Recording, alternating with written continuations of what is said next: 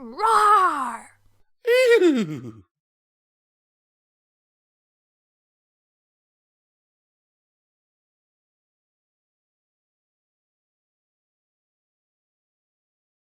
The Skyla Pseudonym by iisaw. Chapter 7. Property Damage. I was delighted to learn that Filigray's talent was for intricate metalworking.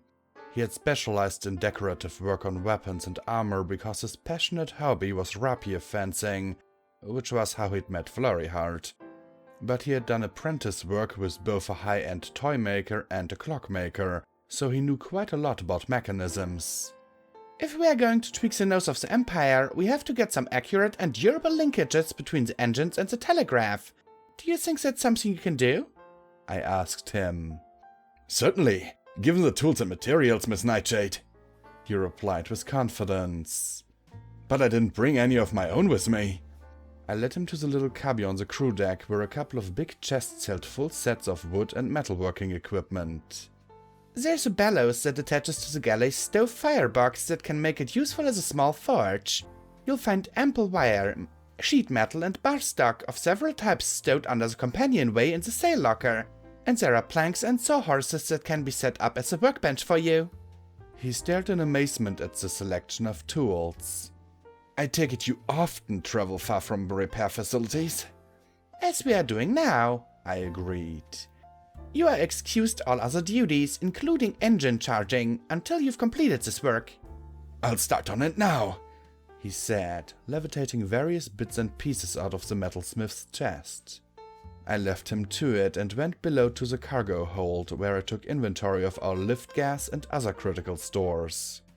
We weren't as well supplied as I would have liked, but we weren't too bad off, and I was pleased to discover that all of my specialty cargo was right where it ought to be. I began to feel better about our situation until I remembered that we had no doctor aboard and no cockatrice box for seriously wounded ponies. Well, I grumbled to myself, we'll just have to cheat, won't we? 3 days to fully charge the engine crystals if all 3 of us give it 12 hours a day, I told Skyla and Owl at our after-supper strategy meeting in the captain's cabin. Skyla shrugged. With this world's tiny trickle of mana, we should be able to do that without getting tired at all. The only problem might be dying of boredom while sitting next to the engines all day. We still need to drill the crew, and it's quite possible to give orders while on our rumps. Just ask any Royal Air Service Admiral. Skyla snorted. I suppose I could also read up on airship tactics at the same time. I've been looking through some books in my cabin, but I fall asleep if I read them in bed. That's not a bad idea, but don't turn the pages with your magic. Really? That would hardly waste. Uneven charging can result in a lot of problems, I told her. Uneven flow when you're drawing on the mana later is a common result, and a rhythmic gap in the charging flow, like pausing to turn your pages, can induce power voids, or worse if you're unlucky. You need to concentrate on keeping the flow nice and even. So what you're telling me is that I've got an excruciatingly boring few days ahead of myself. I grinned. Welcome to the life of an adventurer. Days of routine grunt work and then everything happens at once. Perhaps, Owl put in. The captain could order that handsome Pegasus to turn the pages for her. No distractions, I said, poking Owl with a wingtip. Of any kind. Skyla rolled her eyes. Why don't we go over the plan again? Is it really necessary to fly all the way southeast and then back north again to make it look like we're coming from the opposite direction? It adds days to our travel time. Until we've had a good look at what the Empire's forces can do, we need to be ridiculously overcautious, and confusing them as to where we've come from is the wise tactic, I said, unfolding the territorial map. The town of Palo Verde is within a bend of the river, and Outpost 12 is on the north side. It's more exposed, so we have to assume it was built later, probably after the conquest. Skyla put her wingtip on the map. So we sail around to the other side of the mountain pass to make it look like we've come from the east, and then go through on engine power. We take out any forces at the outpost and then hit an Imperial warehouse for resupply and information. Simple. As concise a summary as this one has heard, Captain. Ow said. I forced myself not to snort. Most ponies didn't think Ow had a sense of humor. I knew better. She would never have directly criticized a superior, of course, but she had some very subtle ways of making her disapproval known. I told myself I'd give her a word or two of reassurance later. Things went very smoothly for the first 2 days, which meant Flurry was bored and restless. Any guard captain in Equestria would have given his least favorite body part for troops as eager to get to grips with the enemy as she was. We kept Nebula on a broad reach east-southeast, rotating the crew at the wheel to get every pony some practice steering in good conditions. I had the crew set some of the sails they hadn't dealt with yet, and the light but steady wind drove us along at a good pace. Filigree completed his first linking mechanism and fitted it to the aft larboard engine. It was very stiff and wouldn't move to full astern, but otherwise it seemed to work well enough. Filigree didn't seem bothered by the failure. He dismounted the work and marked out the places where the parts rubbed or stuck. Just need a few adjustments and it will work smoothly, I'm sure, he said. We're lucky all the engines are identical. Once I get this one perfect, all I have to do is duplicate it.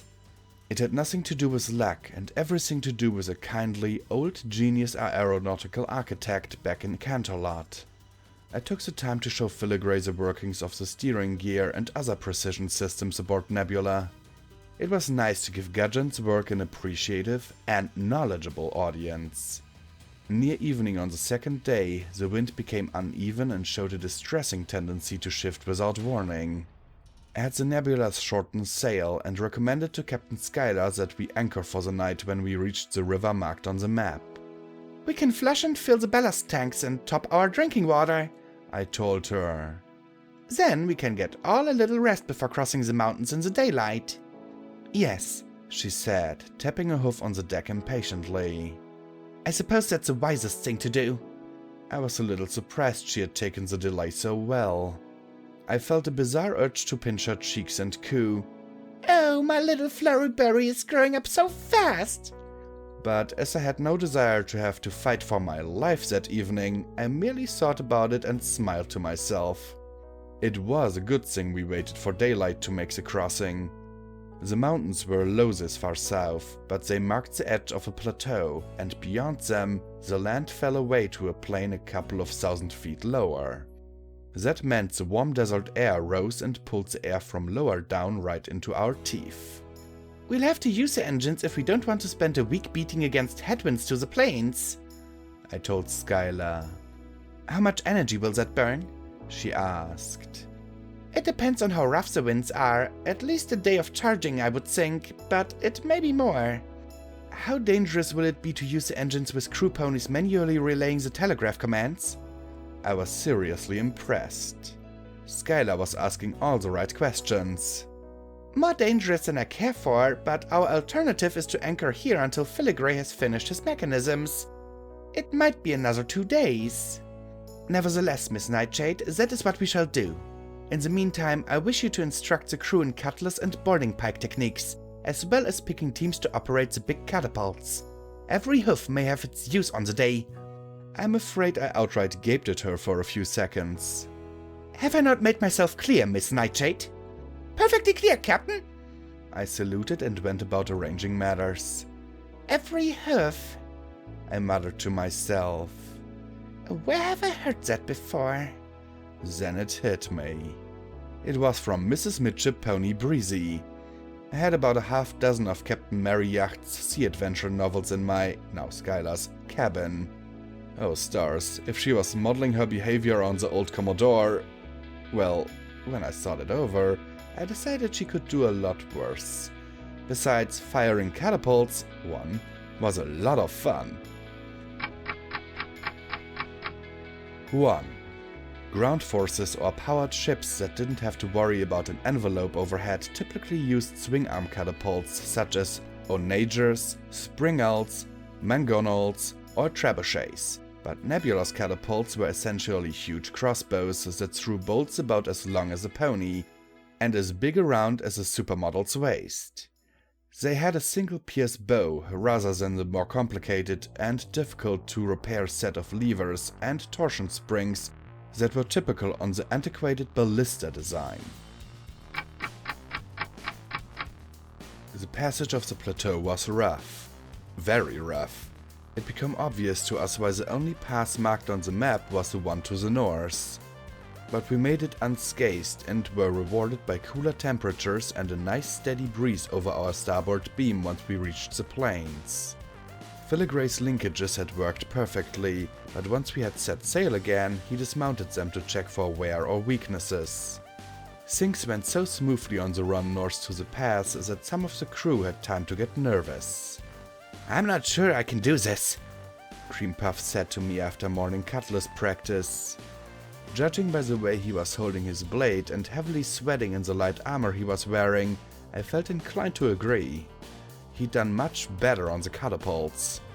"It's for form's sake, Puff," I told him. "To get to you, they're going to have to go through me." I leaned forward and grinned my jagged razor grin right in his face. "How do you think that's going to work out for them?" He actually laughed. We'd been over the plan a dozen times and practiced the more difficult aspects twice by the time we reached the pass.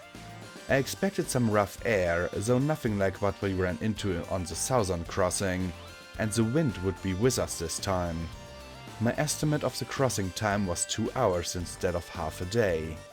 I held the fore and mizzen staysails up to help steady us, and went aft to report to Skyla. "All crew at stations, Captain! They're as ready as they'll ever be!" She didn't reply for so long that I began to think she hadn't heard me. "Captain?" "Yes," she said tightly. "Take us through." I ranked for 3/4 ahead and we entered the pass. The air was tricky enough that Nebula needed our full attention, but there was nothing terribly difficult or dangerous about the passage. Owl left us as we started to descend and scouted ahead. There were some scattered cumulus in the sky, and her white coloration, not to mention her non-Pegasus outline, would help her make her less noticeable. She was so inconspicuous, in fact, that no pony noticed her return until she flew in over the bow. "Captain, Miss Nightshade." She bowed as she touched down on the quarterdeck. "Report, Miss Owl," Skyla said, her voice sounding just the slightest bit tight. "It is as we surmised, Captain. The outpost is a tall fortified tower with a more slender tower and mooring mast affixed to its top. 2 buildings only stand near it, and they are timber affairs, not strongly built. From the tracks on the ground, this one believes that they may are warehouses and a barracks." "Any long-range weapons in the tower?" I asked. "This one fears so, but they were not visible. The top of the tower was surrounded by timber. The word..."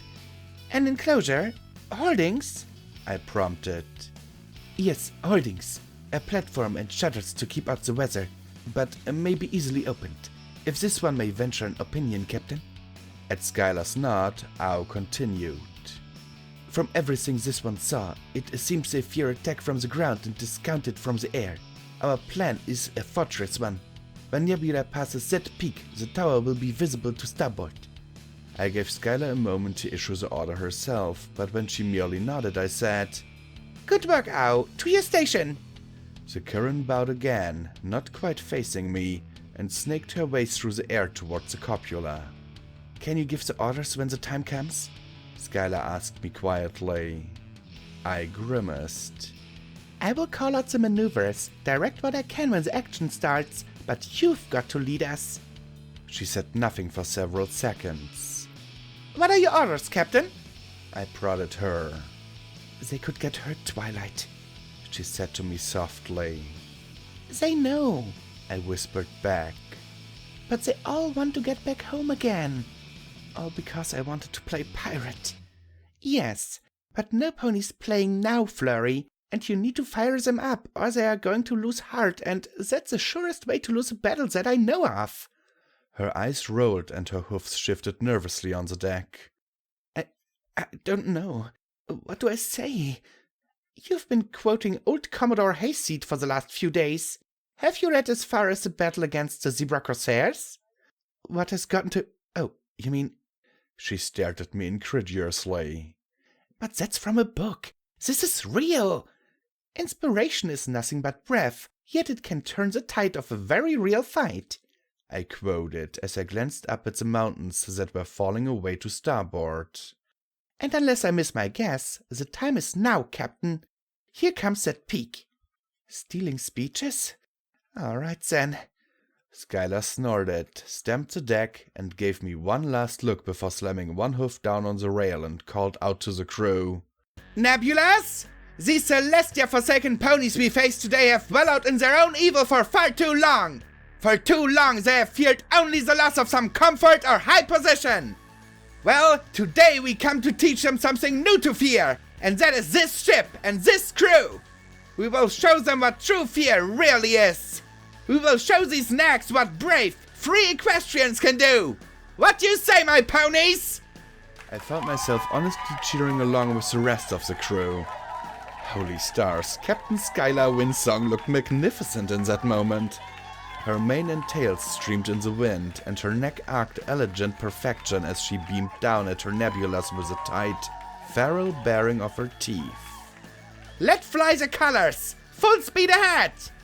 The second round of cheers died away, and I paused for a moment to enjoy the smooth, familiar vibrations of the deck as all 4 engines roared with power. Then I began shouting orders. Catapult crews, load and stand ready! Swift on the boom! Lance to the capstan! The tower came into sight, and it was a couple of long minutes as we closed the distance. At first, there was no evidence of activity. Then a series of signal flags were hoisted up the mooring mast.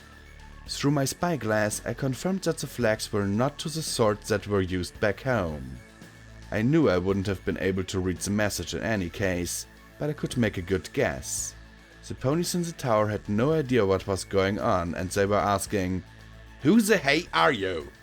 "Sirocco, signal happy birthday if you please!" He gave me a look, but went about officially clipping signal flags to a weighted line and then heaved it over the larboard rail. Our unreadable flags confused them enough to buy us another precious minute or so, but then the big wooden shutters on the hoardings began to swing up. "Catapults! Target the enemy's weapons!" Skyla called to the crews on the forecastle deck. "Fire on my command! Wait! Wait for it! Fire!" There was a deep, double whoomph as both catapults fired, and then metallic ratchetings as they were cranked back to be reloaded. The lower tower was stone, but the platforms and housing surrounding their weapons was only timber. The first shaft hit near the end of the hoarding and went through the wooden shutter like it was paper. I couldn't see what happened on the inside, but the bolt must have hit some stone and ricocheted to the side, because its fragments exploded out to the other end of the hoarding, and there were hoarse cries and the screech of metal from within. The second bolt went high and hit just under the eaves of the roof. Shattered tiles fountained up from the impact point, but likely did no significant damage. I counted out the seconds as we bore down on them, and was delighted that they hadn't returned fire, until I managed to make out the wreckage of the weapon we'd disabled. It wasn't a catapult, or an onage, or anything as mundane. The twisted metal I saw was the remains of a sonic waveguide. "Look lovely on the catapults!" I called out, hurriedly. "Target the right side of the hoardings and fire as soon as you reload! All crews, goggles on and shades down!" Skyla shot me a questioning glance as she pulled her own goggles into place and flipped down the dark lenses. "Magical weapons!" I told her, my voice low. "I don't know how strong they are, but we do not want to get hit by one." She nodded and turned back to the action, her jaw set and her nostrils flaring. "I can fly over there," I offered. "I can hit the second gun crew first if it looks like our catapults won't reload in time. I don't want you hit by one," she hissed out of the corner of her mouth. "Wait." I did, but I didn't like it. It was a very near thing. As we came within their field of fire, I saw the glimmering golden barrel of the second weapon swinging to bear on our hull, just as the first catapult fired. It missed, but struck not far above the weapon, and that was enough to disrupt the gun crew long enough for the second catapult to fire. That bolt went through the lower planks of the hoardings, and must have struck the pivot of the gun, because it swung wildly up and away before it fired. Without our dark goggles, the flash would have blinded us.